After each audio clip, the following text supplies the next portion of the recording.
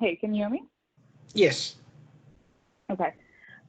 So for the, are you sharing your screen for the monthly Okay, project I report? can share my screen. Just Okay.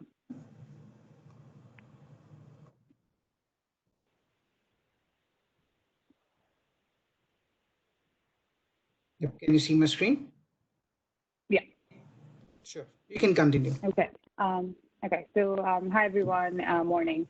So for the month of June and a part of July, so the first thing, good news that we got was the Connect GlyGen supplement proposal got approved. So we'll be working with Federic more closely on integrating data and other related information.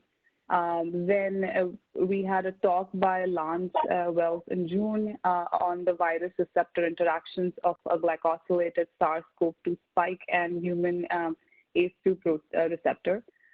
Then we added GlyGen links on the glycopedia.eu resource. We also added O-gluconate data extracted from literature by Stephanie Oliver's group. Which had more than 1,000 plus proteins and 3,000 sites. Jeet, do you want to continue? Yes, I can continue. Yes, so the rest of, we are still integrating most of the O-gluconate data because it's a literature extracted, so it has to be mapped to the correct accession. The fastest sequence has to be mapped with, the sites have to be mapped with the recent fastest sequence. So we are still continuing that integration, and soon we will see an increase in sites and proteins as well. Last month, we also added a few of the literature extracted glycosites for SARS-CoV-1 M protein. Along with that, we also added glycosylation subtypes to our UniProt KB data based on their glycosylation annotation and other description. We've added the species annotation to our glycans via subsumption. The GlyConnect data that we received from Federic has been updated. In this iteration, we have added the additional O-gluconate sites.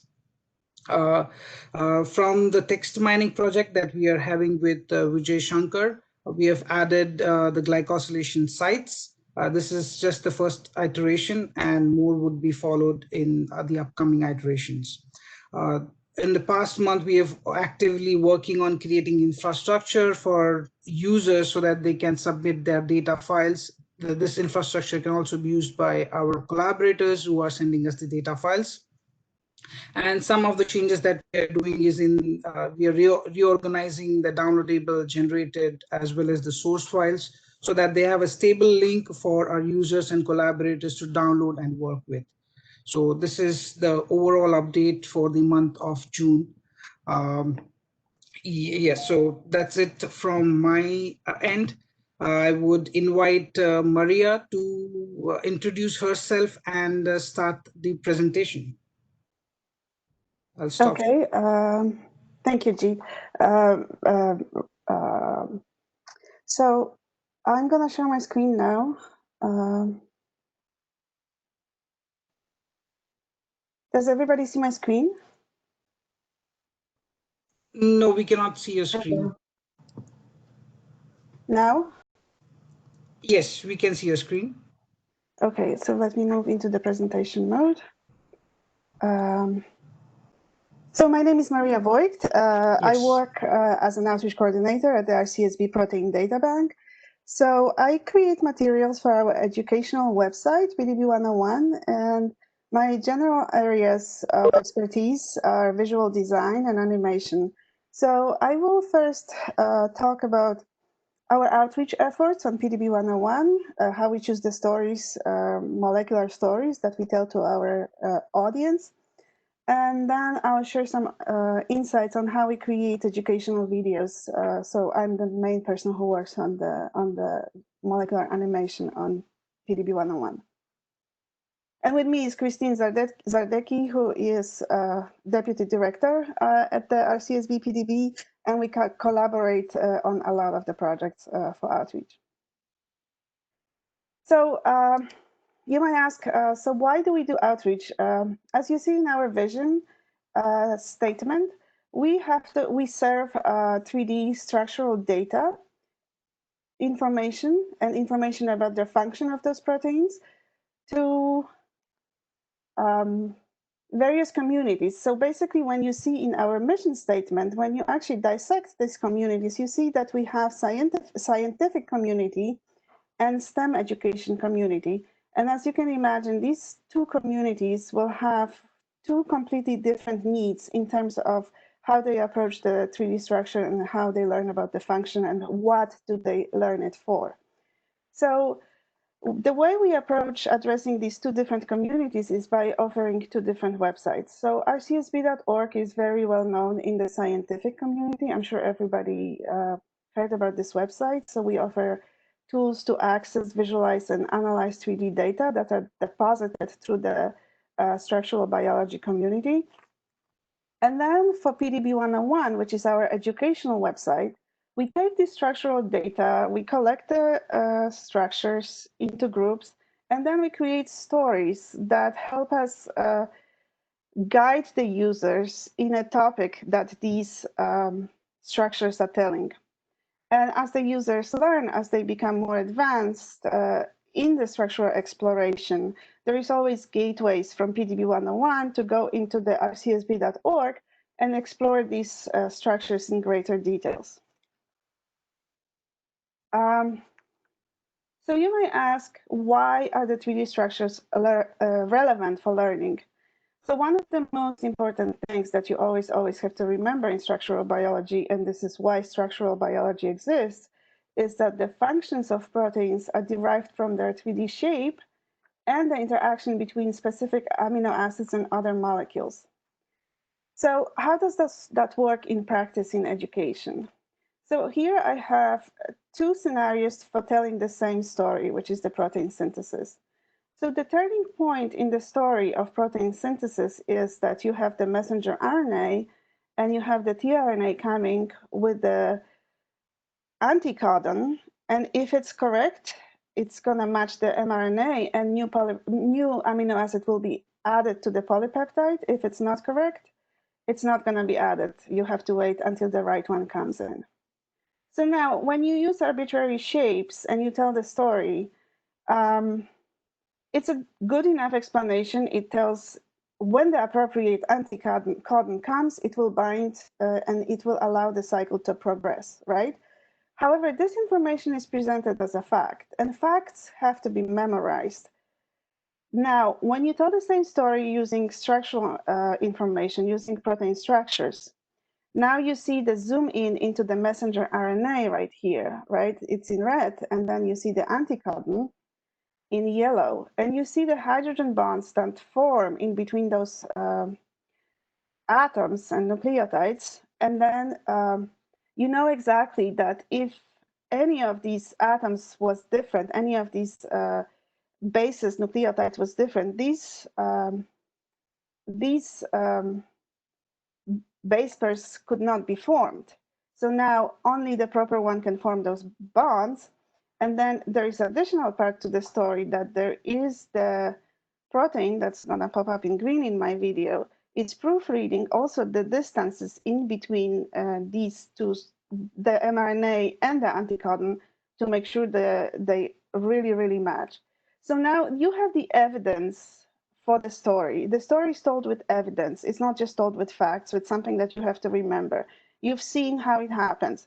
So once, if the students learn the biology that way, it sort of allows for deeper understanding of how these processes happen in our bodies. And then you can build on that much faster and much better, teaching different concepts. And also if they go into the scientific research, they will be better prepared for that.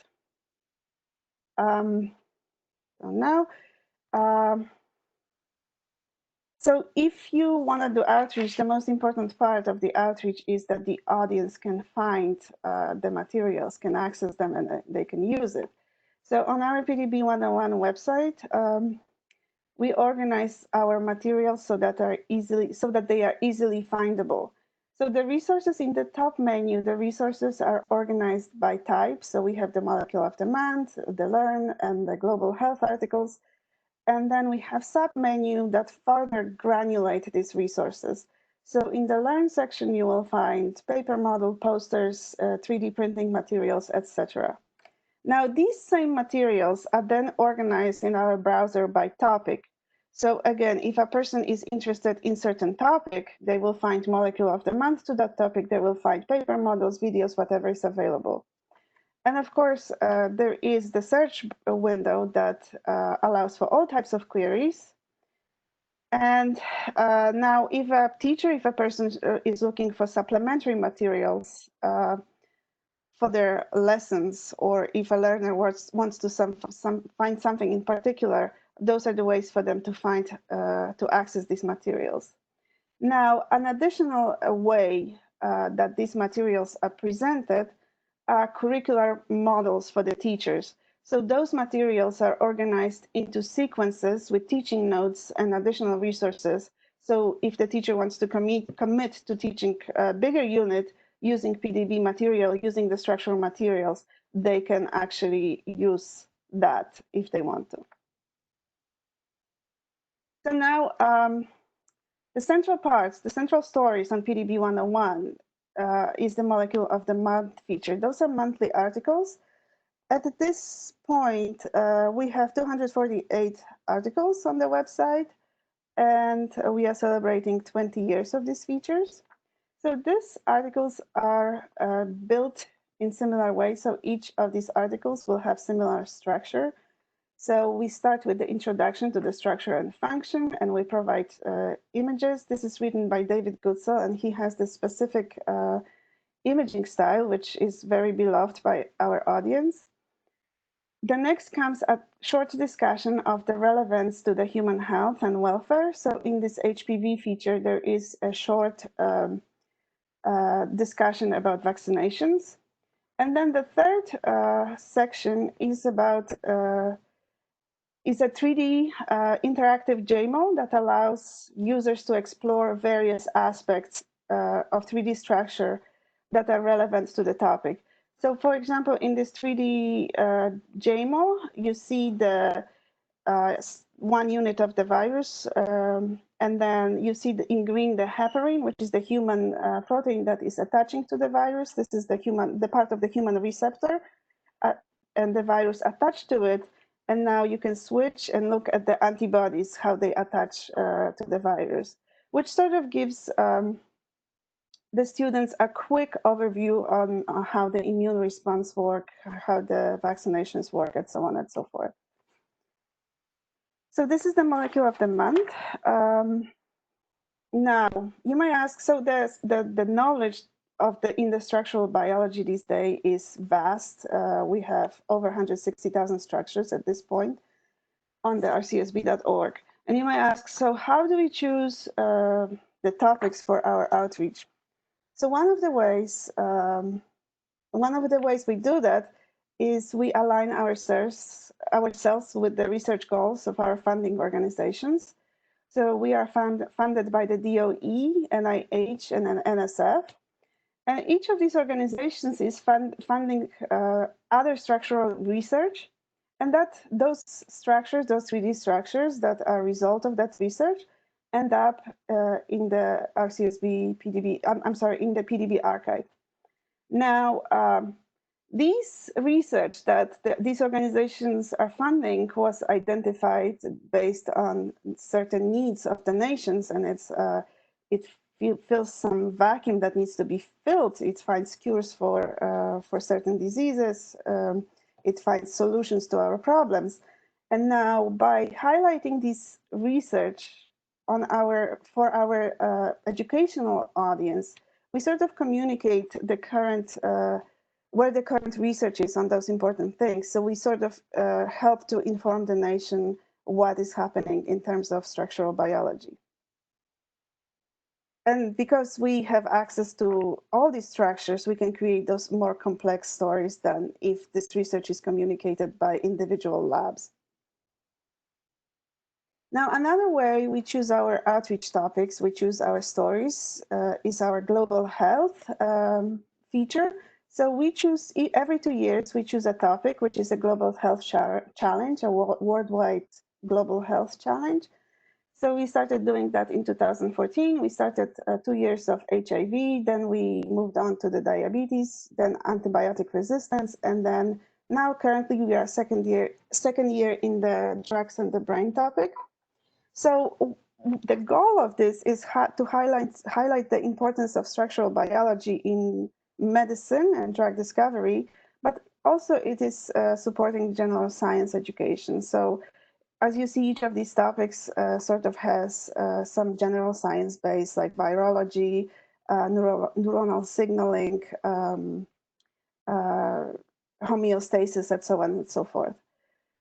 And so one thing is the students learn general biology using 3D structures. Second thing is they understand that structural biology is important in addressing those challenges, and then make the connection that the science and the medicine, they coexist. It's not two disciplines that each lives in a vacuum. So the way we work on this, we create Molecule of the Month articles that relate to those topics for the antimicrobial resistance, and for the HIV topics, we created videos. And also part of this initiative is our annual video challenge. So we challenge the students to create 2 minutes videos. We give them a topic. So last year's topic was molecular mechanisms of opioid action, where the students studied the action of opioids and the GPCR, how they stop the neuronal signal. And also they explored the opioid crisis on the global health level. So that's one of the initiatives. And then we also address global health emergencies. Again, these global health emergencies are emergencies that originate on the molecular level, and structural biology works to find solutions and cures for these emergencies. So currently we are in the COVID-19 crisis. We have produced a lot of Molecule of the Month. Now we also created a video called Fighting Coronavirus with Soap, which sort of is like a public health information on washing your hands with soap will kill the viruses, but also on it has a message on general biology, how the hydrophilic and hydrophobic interaction happen, between water and soap molecules and fat molecules.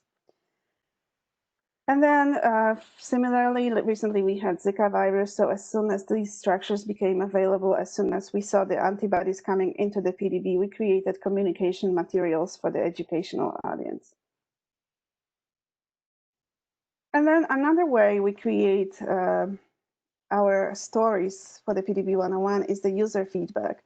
So we go to various meetings, we meet with teachers, and one of the feedback we always heard, we heard very often from the teachers, was that the students have hard time understanding how enzymes catalyze reactions. And now when you look at the chemistry, you will see something like that, you will see a reaction. And then when you look at the biology textbook, you will see something like that. And now, when you look at these two ways of presenting this information, I'm kind of not surprised why the students have a hard time reconciling how it happens actually in the reality. So as a response to that, we created a video that sort of connects these two aspects, connects the chemistry with the biology. So we chose a very well studied structure, which is a conitase, and the mechanism of the enzyme is very known. And then we created this video to show how those catalytic residues interact with the substrate to form a product. So I will just play the fragment of this video.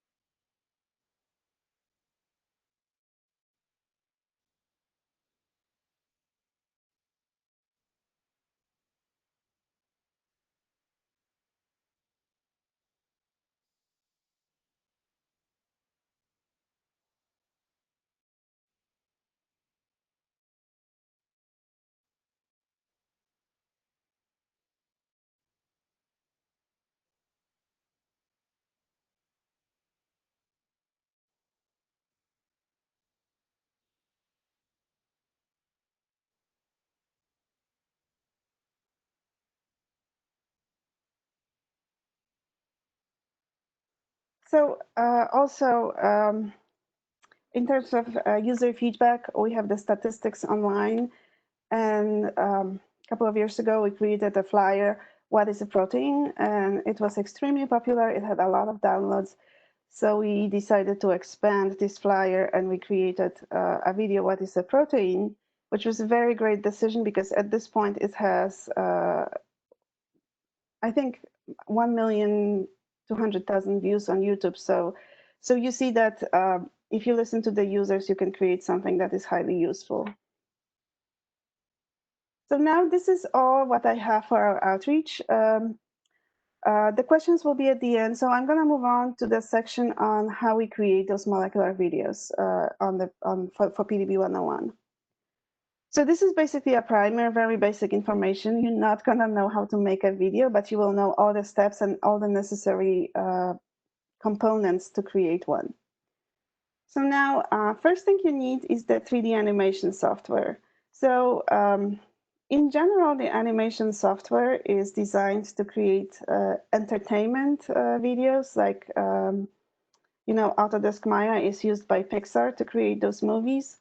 And then we have also another example is Blender Cinema 4D. As you can see, some of this software is licensed. Some of this Blender is open source. So if you are looking for a free option, you can use Blender. If you look for, if you can pay for a license, then you have other options. Now, with these three, you know, you can do anything you want, but for us, for our needs, it's very important that you create, that you can import the PDB models into the software to create those animations. So there are various plugins. So these three, I know for sure, these three packages.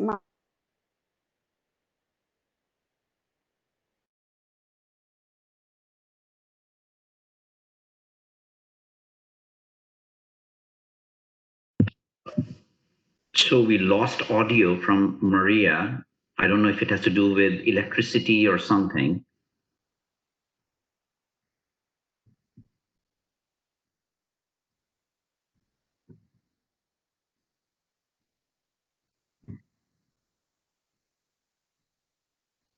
Jeet, can you hear me? Yes, I can hear you. I'm sending, I don't know. I'll just send her an email if she doesn't respond, then definitely. Pause the video, Jeet, recording, Yes. and then send that email. So I believe we're talking about the plugins to import the molecular structure into the 3D software package. So EPMV is available for Autodesk Maya, Blender, and Cinema 4D. I don't have much experience with that plugin. It's available from scripts.edu. Either of these packages will accommodate EPMV, and you can actually work with molecules in a major 3D software package. Of course, you can always import 3D structure as geometry, which means you put it in the molecular viewer, such as Chimera. You save it as a 3D shape, and then you put it into the molecular Maya software or Blender or Cinema 4D, and you move it, you rotate it, and so on and so forth. That gives you the structure in the software, but you cannot modify it on the chain level or on the residue level. So I use Autodesk Maya, and the main reason why I use Autodesk Maya is because there is the molecular Maya suite as sort of like a plug-in set. So they have the PDB import, plug-in. So you can see here this is the Autodesk Maya interface. This is the molecular Maya interface. So you see that this is the PDB import plugin, and you can import PDB structure directly by PDB ID into the software. And then they have the additional plugins, which you have to pay for. They are about $100 each. And then for those additional plugins, they have a DNA kit, modeling. If you have to model missing segments in the protein, they have a rigging. So it means that if a molecule has to move certain way, bend or so, then you can do it. You have the cytoskeleton kit, which you can create, you know, all these like huge amounts of actin and collagen, but with just few sweeps. So I just want to show you how useful they are for animation. I only have the DNA kit, so I can actually demo that. So this is the viewport in Maya. So I drew a line in the viewport. Now I go to the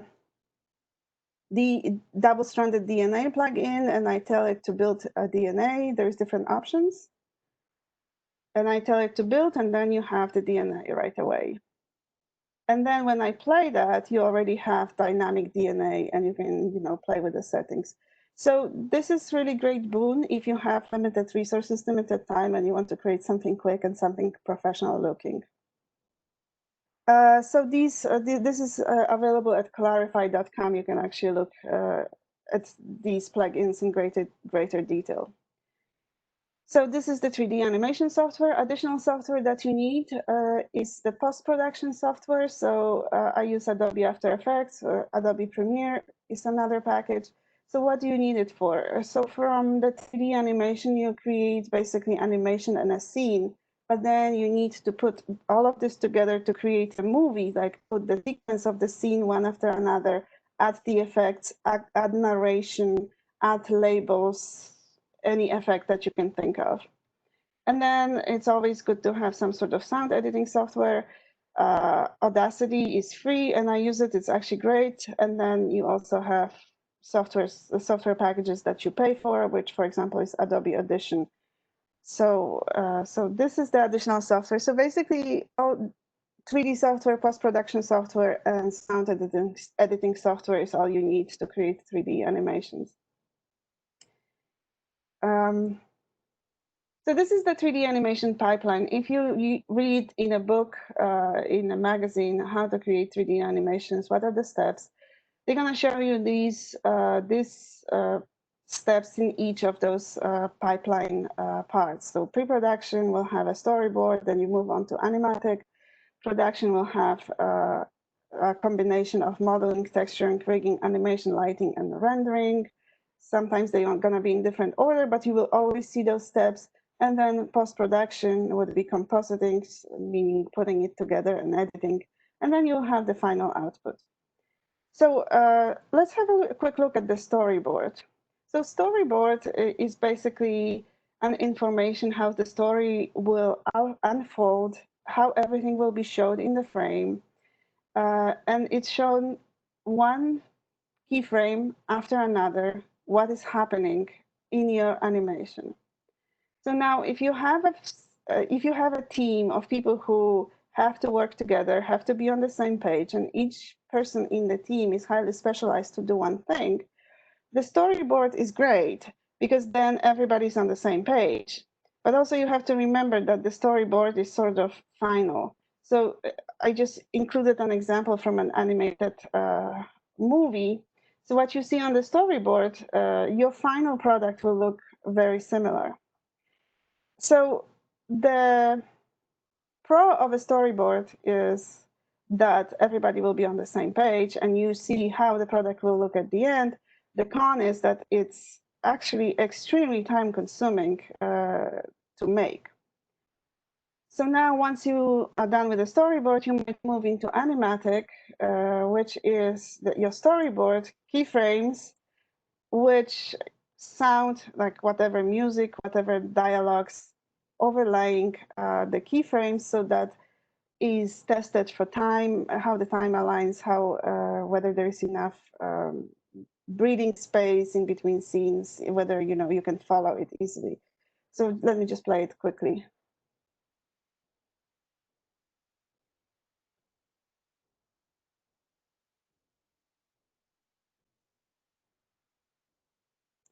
So that will give you the idea. This is the Animatic, basically a storyboard timed with sound underlay. Also extremely time consuming. So in the PDB, we have limited resources. It's just me who produces the animation. And I work on the stories with David Goodsell. So we don't do storyboards and we don't do animatics. We basically write a story and then we put in visual hints in the story. So what we're going to show. But we don't draw the keyframes. We don't draw how it's going to be framed, and so on and so forth. This is basically time-saving technique. I don't need to keep everybody on the same page because it's just me. So I sort of have it in my head how it's going to look like. And then I focus more on the story, and then we go right into the production steps. So I'm going to talk a little bit about the production steps, and then the post-production steps, of course, is the same as in the regular animation pipeline. So now let's talk about story creation, because creating molecular stories has very specific parts to it. So the first question we have to ask ourselves always when we create animation, so what is the scope of the animation? So the story can be vast, the story can be short. So there is always, you know, the need to find that happy medium, you know, what is going to be shown, what aspects, what do we want our user to learn? Now, talking about user, we have to know who is the audience. So in general, the rule of thumb on PDB 101, we assume that the audience for the video are the high school students. So we assume they have some knowledge of biology. So for example, if you show them the cell, they will know it's a cell. If you show them bacteria, they will recognize a bacteria. They're gonna recognize a neuron. They're gonna know about central dogma, but they're not gonna know how the individual proteins work and what they are and how they look like. So this is what we specify when it comes to our audience. Now, the next step that we have to always think when we create a story is, do we have enough 3D structures, PDB structures in the archive? So if there is a gap, you know, if the story cannot be told coherently using PDB structures, then there is no story. Now, if we have enough structures, if we have all the story, all the PDB structure to tell the story, then we have to ask ourselves, do they come from similar organisms? So we try not to make a mishmash of prokaryotic and eukaryotic structures, but sometimes you have to because there is no other way. And then we write the story, we go through multiple iterations between me and David, we let other people review. And then once the story is done, we record narration. So on the bottom, I show you like a sample from our most recent story. So what we create is I just put on one side the visual clue, what's going to be shown in the scene, and then what is going to be narrated. And for the narration, we have a team member, Brian Hudson. He is a wonderful narration. He's a biocurator, but he also has great narration skills, and he helps us with the narrating of the videos. So it's basically pretty much a mom and pop shop, our animation enterprise. So now another thing that you need to consider is in the molecular world, in biology, we work with huge size variation. So from the cellular level to molecular level is, you know, a huge scale variation. So now we have to use those scale variation because, like I said, high school students will know how cell looks like, how bacteria looks like, but they will not know that what they are looking at when they look at certain protein. So for example, in here, in the example that I show you from the penicillin resistance video, we have the bacteria as a whole, you know, like cut through the bacteria. And we want to show the peptidoglycan wall, and we show the lipid bilayer membrane, and then the penicillin binding proteins, which are in orange. So when you start with that, students very likely will not have any idea what they are looking at. So then you start with the organism or with a cell to place the viewer in the scene.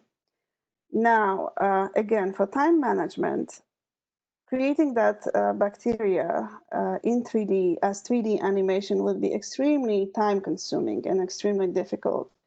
So one of the choices that you have to make, do you want perfect? Do you want everything in the same style? Or do you want to use some time management techniques and create more animations, but mix the styles? So for us, we thought the production time management is more important. And if we show cellular scenes, we show them as 2D animations, as 2D diagrams, which are much easier and faster to create. And then anything that is involving 3D structure, because it's 3D, it's better to show as 3D animation. Now, once you have the story, once you know how you show certain segments, you have to prepare the PDB model. So usually the prep work I do in using molecular viewer. My viewer of choice is UCSF Chimera. And if you look at the PDB structures, you will see that some structures are more complete, some are less complete. There is sometimes just a certain domain. So you have to align these structures. Sometimes they have not the right inhibitor that you want to show. So then you align a different structure with a proper inhibitor and remove them. And in the end, you have you create in Chimera the structures that you want to show. Now, there is also one thing that you need to consider when creating molecular animation. So there is data, research data on how certain proteins move, and there is no data, right? So sometimes the motion will be arbitrary, sometimes it's research driven. So in the example that I'm going to show you is that we have the reverse transcriptase, and what is known through the research is how the reverse transcriptase changes shape upon the DNA, upon the RNA binding, and then how it changes its shape again upon nucleotide binding. Those state changes can be actually exported from Chimera as morph states, but then there is also stuff that we don't know. So for example, when we were creating this animation, we didn't know whether the protein moves around the RNA chain or whether it's the other way around. So now you have to make these decisions. What is more important for you? Is it more important to create an animation that shows as much scientific information as possible? Because I can imagine maybe there is an information somewhere in the molecular dynamics database. Maybe you could actually address some people in the molecular dynamics community to help you with that. But then again, you hit the time management issue, and you ask yourself, so what is most important? Will the students understand how that enzyme works, whether or not, if you just use arbitrary motion? And in our case, we just often go with arbitrary motion because our goal is to communicate the function of the molecule. And sometimes you don't communicate enough. Sometimes the effort just doesn't justify what you communicate. So let me just show you this quick example.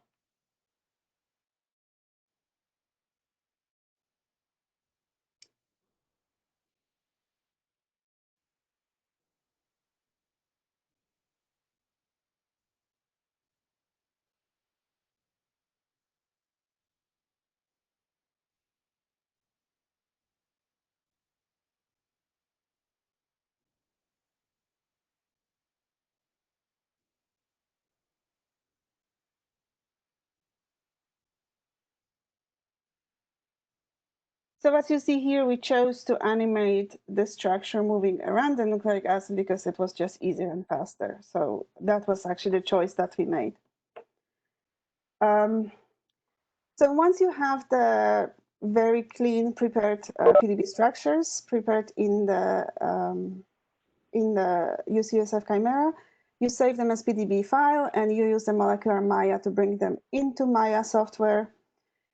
And then you create additional elements. So for example, in this work in progress screenshots, you see in red here, that's the synaptogamine, that's a PDB structure. I had to model those little chains that are attaching to the vesicle. This is the synaptic vesicle. This is the snare complex. So now it's always scientifically prudent to keep all elements to scale because it's just science.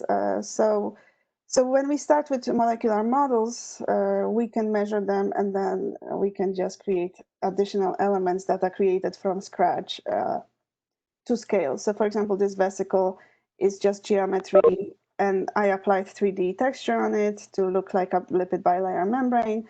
Also in here, I made a plane and then applied the 3D texture of the lipid bilayer membrane. which is to scale. So you can see that this is the proper scale of the membrane thickness. So once you have all the elements that you need to show in the scene, you move on into the next stages. So the next stage usually would be adding color. You choose color scheme. In 3D animation, molecular animation, I don't go too crazy. I just use basic shaders. It's very quick. You just choose color and add it to the structure. And then use lights. Again, for time management, I just go with a lot, most often with default settings. You can spend, weeks and weeks on creating lighting, but again, what is most important for us is to communicate the science, not in fairly aesthetic way, but it's not, the goal is not to make the user wow about our lighting scheme. So the next thing is, so once you added color, so as you see, I colored the backbone green. I colored here, this is the voltage-gated sodium channel. So I colored the backbone green. I colored the voltage-gated domains in yellow. And now that protein changes conformation when it moves.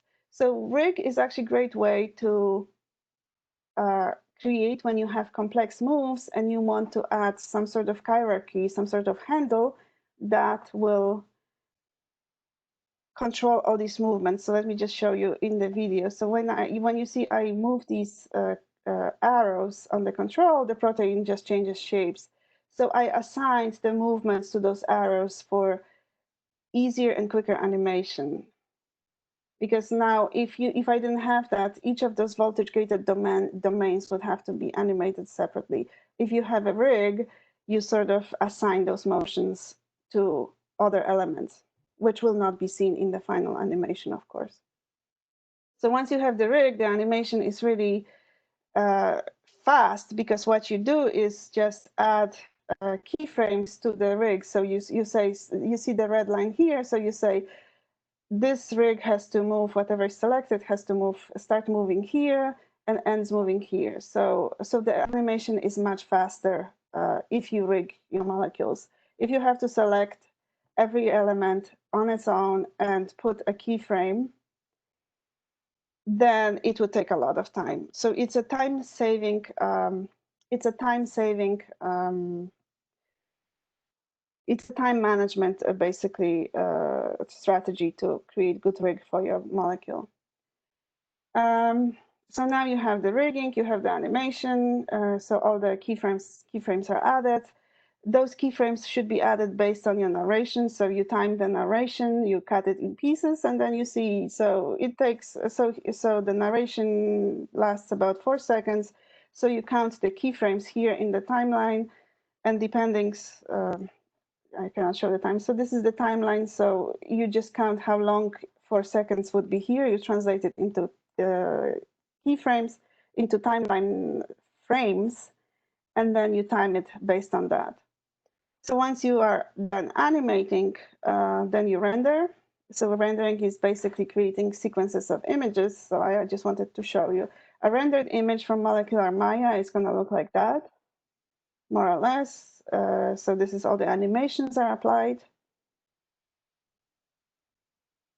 And then you move all these into the post-editing software.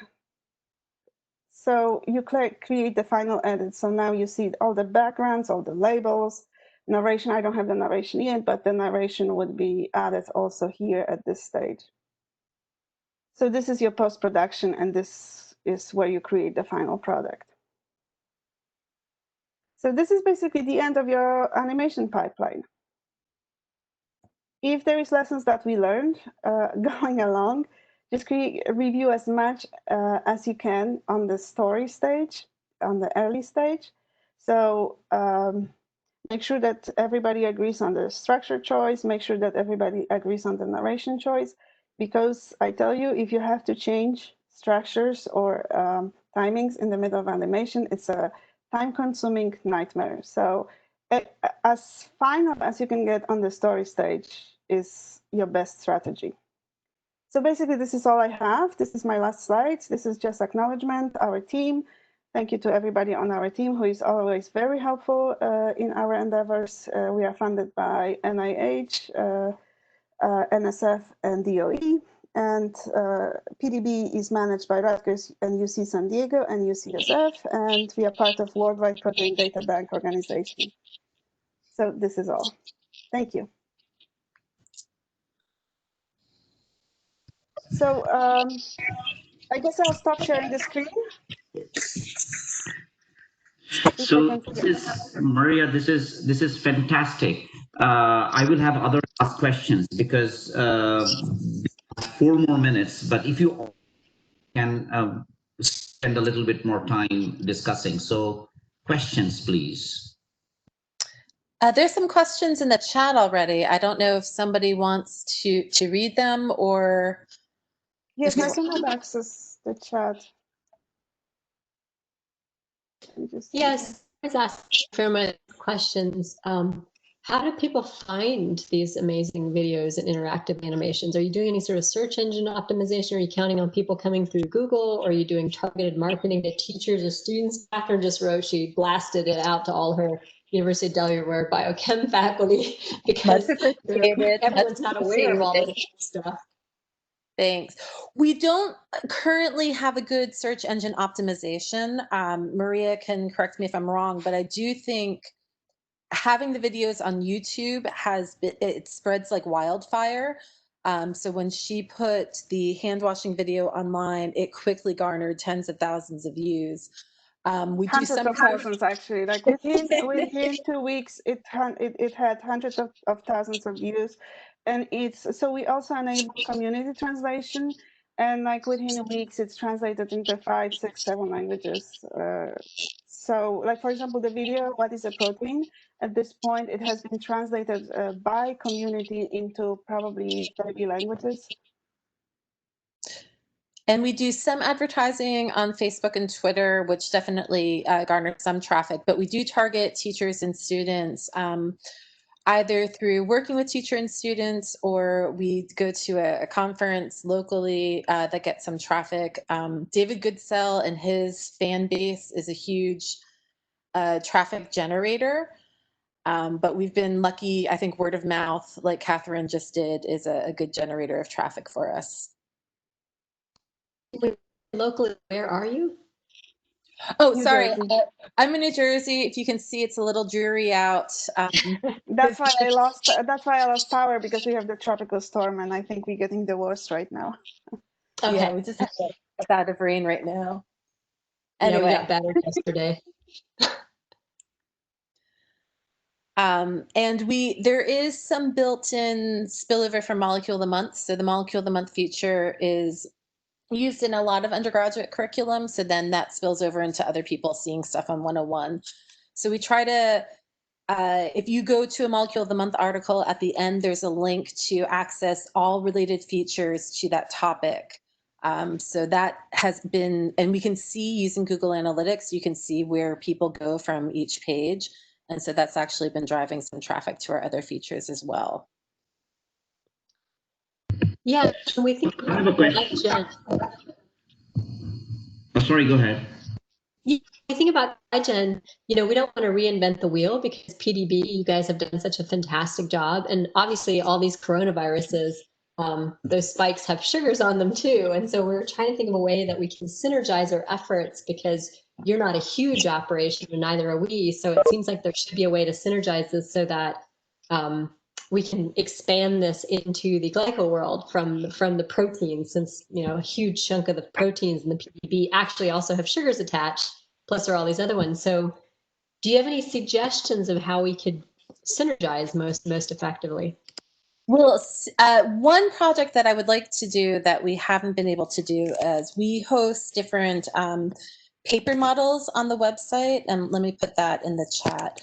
And so we've recently been talking about how to make paper models that are related to coronavirus. And what I would like to see is something about the spike protein, because hearing Fauci talk about the spike protein, the cryo-EM structure of the spike protein last week I feel that it's definitely in the news. People can grab onto it with their brains. So if we could collaborate in some way on making something spike protein focused, I think that would be a good area of collaboration.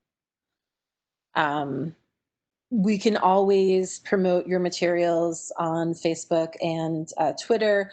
And then we have an education corner column. Let me put that in the chat as well. And that's an opportunity in our newsletter where external resources talk about how they do sort of PDB related outreach and education. So if there was something that you wanted to highlight, we could certainly include it in that. And then that gets pushed out to an electronic news list, and again on Facebook and Twitter, and on rcsb.org and pdb101.org. Maria, Cool. Maria, I don't know if you have ideas for collaboration or spillover. No, actually, what you said, it was actually pretty much what I'm thinking. And certainly, oh, go ahead. Yeah, Catherine and I have been working with several undergraduates, and for me, it's one undergrad, one high school student, and she has 3 undergraduates who are working. And because they can't work in the lab with social distancing and everything, we've been putting together a video. And so a lot of what you're saying, like, oh yes, the storyboard, how much time this takes, and all this stuff, and getting feedback, it's like, oh yes, we see this. We'd be happy to, because it doesn't look like they're going to be able to go back into labs eminently. We'd be happy to work with you in trying to come up with a paper model for the coronavirus spike protein. Of course, I haven't talked to Catherine yet, but my section, I'd be happy to see who would be interested in doing that, because we like working with them, because we automatically have, a high school student and 4 undergraduates, which is part of the target audience. And so it's really fun getting their feedback as to what their demographic would really like to see. That would be super fun. There's a new question relating to RCSB versus WWPDB. So RCSB PDB is the US funded part of the collaboration. So the worldwide PDB involves us, Protein Data Bank in Europe, or PDBE, and then Protein Data Bank Japan, or PDBJ. We distribute our data processing across this collaboration. So the Americas structures and Oceania are processed and annotated carefully by our biocuration team. PDBE does Europe and PDBJ does Asia. The WWPDB collaboration is very focused on getting the data through the PDB pipeline and less on outreach and education efforts. We are currently working on a calendar across with all of the WWPDB partners, as 2021 is going to be the 50th anniversary of the Protein Data Bank. And if it were another world, I can invite you to different meetings and lunches and in-person celebrations that we were hoping to have, but it's really beginning to look like we're going to be doing that all online, which of course you are more than welcome to, and we would love to see you there. It's just, we're trying to rethink that a little. So I would say mostly this activity is restricted to RCSB PDB folks. And PDB 101 is definitely an rcsb.org endeavor, and PDBE and PDBJ have their own targeted activities, and they also have some different paper models that they do. PDBJ has been doing some, they have some fun 3D models that they do. Maria also generated amazing 3D models here. That could be another area of interest. I don't know if you folks have considered at all. Has GlyGen looked at 3D printed models as a way of talking? No, we haven't done, at least individually. Some of the people on the call might have done it, but as GlyGen per se, we have not done any of this, and we want to try to explore and figure out what we can do.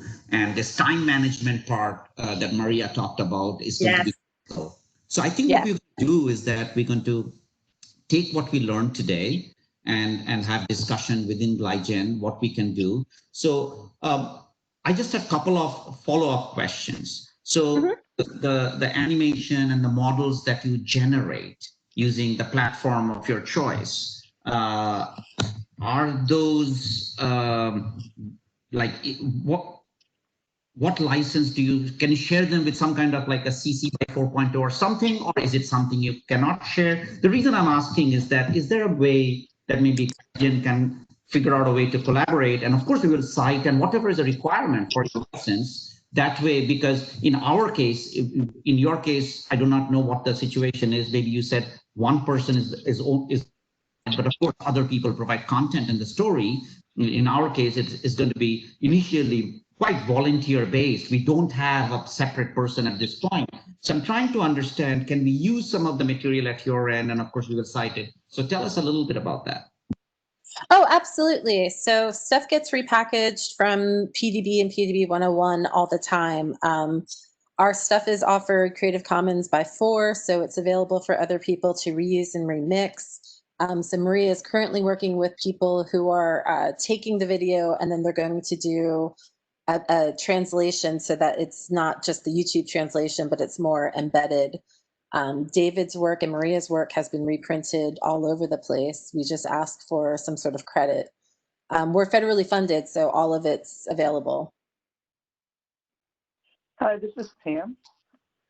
So Rob Woods is going to be doing a webinar that the Common Fund is sponsoring on August 14th. And it's going to deal with taking and building glycans, how the PDB has been used to be cleaned up for glycans, and then how to build on these structures and build your favorite glycans onto your molecules. And I was thinking that some of these videos that you're showing are sort of like showing the skeleton if it was a human being. Mm-hmm. And we know that through animation, you know, if you flesh out the skeleton, it makes a very big difference on people's brains as opposed to just the skeleton. It would be nice to be able to build on some of your existing models and then show how these might look and change, especially in terms of function, when they're glycosylated. So things like viruses or monoclonal antibodies or P-selectin, you know, where you have a peptide that's going to interact with a receptor in the vesicle. These would be wonderful platforms to basically take it from a skeleton and try to flesh it out a little bit more, sort of take it to the next step. Is there a way that we can collaborate to do that, or? Collaboration is always on the table. It's always a question of resourcing and time. So we would, if there was a project that we could come up with, obviously smaller is better, you know, leading into bigger or doing a phased approach is always better, but we would certainly be open to that. And we certainly want to highlight the work that was just done with Bob Woods and related to Bob Woods on all of the carbohydrates in the PDB. So that would definitely be something that we were interested in to highlight. So we also have another feature that David Goodsell should be adding to on how do you understand data? Because people can understand PDB structure, but then there's certain things that are specific to the PDB world.